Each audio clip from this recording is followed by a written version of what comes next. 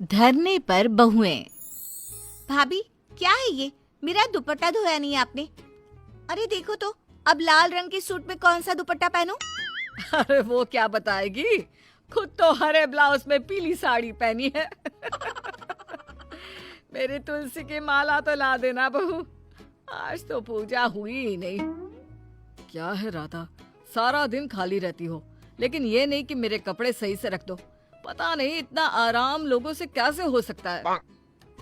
ये सभी जिस औरत पर हुक्म चला रहे हैं वो और कोई नहीं बल्कि इस घर की बहू राधा है।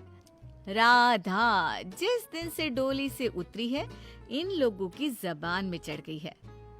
अरे मैं भी इंसान हूँ। अरे तुम लोग खुद से भी कुछ काम किया करो ना, सारा का सारा भार मेरे लिए ही सोच रखा है क्या? अरे वाह भाभी, जबान भी चलने लगी है आपकी तो। पिछली बार जो चप्पल ली थी आपने मेरे लिए वो टूट गई है। आज ऑफिस से आते वक्त नई ले आना, और हाँ, अपने लाल सूट का दुपट्टा दे दो। मेरे पास वक्त नहीं है आपकी बात सुनने का। सास भी बहू की बात को अनसुना कर देती है। राधा घर का काम पूरा करके ऑफिस जाती है, जहाँ अरे सुन ना, कल वाली फाइल पूरी हो गई, आज बॉस उस पर मीटिंग करने वाले हैं। अरे वो तो मैंने धोई ही नहीं है अब। धोई नहीं? अरे नींद में है क्या? मैं फाइल पूरे करने की बात कर रही हूँ, ना कि दुपट्टा धोने की। अरे यार क्या करूं, सास ननद देवर पति सबने मिलकर जीना मुश्किल कर दिया है। पता होता शादी का मतलब फ्री की नौकरानी बनना होता है तो कभी ना करती शादी। अरे यार सभी का यही हाल है। मेरी सास के लिए तो कितना भी कर दो, लेकिन फिर भी उनके ताने खत्म होने का नाम नहीं लेते। मैंने तो रिकॉर्ड ही कर लिए ताने, कभी वो नहीं होती या सो रही होती है ना तो मैं खुद ही प्ले कर लेती हूँ। चलो घर जाने का वक्त हो गया है। वैसे सच को मेरा मन करता है यहीं ऑफिस में एक बेड लग जाए और मैं यहीं सो जाया करूं। अरे घर जाने का मन ही नहीं करता। राधा मन मार कर घर जाती है, जहाँ ढेर सारा काम उसका इंतजार कर रहा होता है। अरे कब से तेरा इंतजार कर रही हूँ। भाभी एक ग्लास पानी पीना है, लेकिन कोई ग्लास साफ नहीं है। काम वाली आई नहीं, सारे बर्तन झूठे पड़े हैं। अरे जल्दी से ग्लास साफ करके पानी लेकर आइए। और चाय भी चढ़ा देना बहू। बहू बेचारी क्या करती, कमर कस लेती है और लग जाती है किचन में। लेकिन तभी वो मन में ठान लेती है कि नहीं, वो ऐसा नहीं होने देगी। वो ससुराल वालों के सितम अब और किसी बहू को सहने नहीं देगी। फिर अगले रोज, क्या बात है, आज ऑफिस नहीं जाना जो घर के कपड़ों में ही घूम रही हो? ना, नहीं जाना। ना जाएंगे, ना ही अब समाज में किसी भी बहू को ऑफिस जाने देंगे। ऐ ससुराल वालों, तुम लोगों का सितम बहुत हुआ, बहुत हुआ, बहुत हुआ। अरे क्या बहुत हुआ? अरे मैं तो बोल रहा हूँ कि हुआ ही कुछ नहीं है। सारी पैंट, सारी शर्ट सब गंदी पड़ी है। अच्छा हुआ जो छुट्टी ले ली। अरे कम से कम अलमारी तो मेरी ठीक कर दोगी। छुट्टी? क्या छुट्टी ली है बहू ने? अरे आज तो बहू सरसों का तेल गरम करके पूरे शरीर की मसाज कर दे। नस नस में दर्द है, हाय। बहू के दिल में अब क्या चल रहा होगा ये तो बताने की जरूरत ही नहीं है। कहाँ है, कहाँ है मेरा फोन? यहाँ लाओ, मेरा फोन लाओ। अरे ना ना बहू, अब मसाज के लिए तू मेरी टिकट बैंकॉक की ना करा दे। अरे मैं तो तुझसे ही तेल की मालिश करवा लूंगी। हाँ वही तो। और 8-10 शर्ट पैंट के लिए धोबी या ड्राई क्लीन वाले को क्यों बुलाना? तुम हो तो मैं धोबन को क्यों पैसे दूं? बहू हमारी गुस्से से फोन उठाती है और फिर शुरू हो जाती है सोशल मीडिया में कुछ लिखने। बहू कुछ नहीं बोलती, चुपचाप बाहर चली जाती है। अरे देख तो जरा बेटा, क्या अपडेट करके गई है। तभी वहाँ ननद फोन पढ़ती हुई आती है। माँ, लग रहा है नाश्ता तुझे ही बनाना होगा, भाभी तो भूख हड़ताल पर है। क्या? अरे मैं नहीं खाने वाला माँ के हाथ का खाना। राधा, मेरे लिए तो तू ही बना दे। अरे कैसे पता तुझे ये सब? अरे देखो ना, भाभी ने अपडेट किया है कि। वही तो पूछ रही हूँ, क्या लिखा है? जैसे लिखा है जल्दी से बता।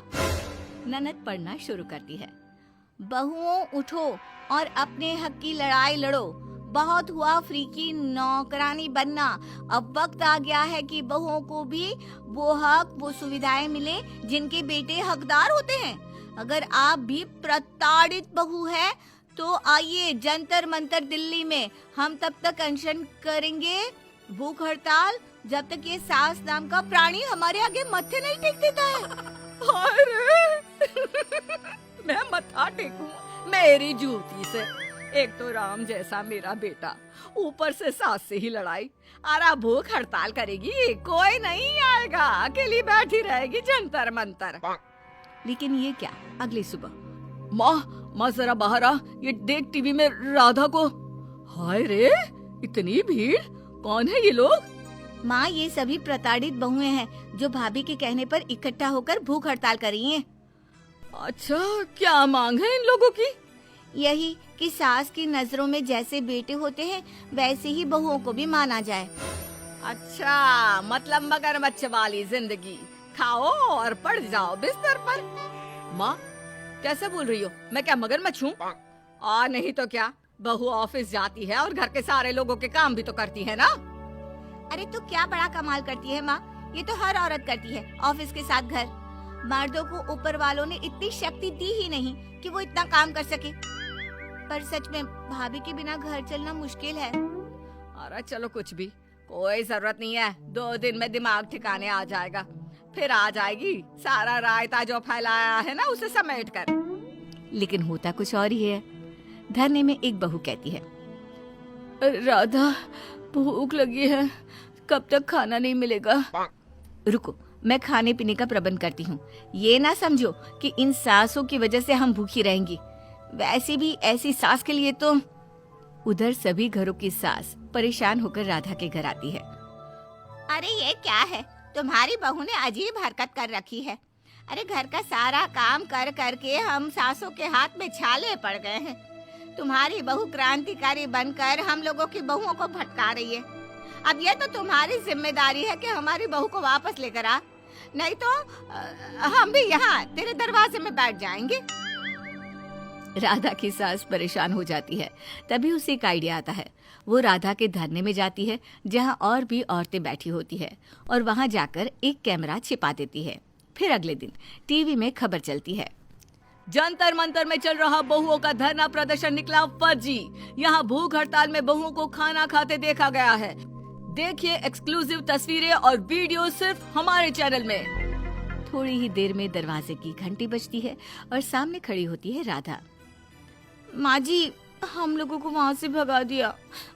माँ जी, मैं माफी चाहती हूँ। मैं घर का सारा काम करूँगी और आपके खिलाफ एक शब्द भी नहीं बोलूँगी। आजा अंदर और समझ ले, सास सास होती है, सास का राज था और हमेशा रहेगा।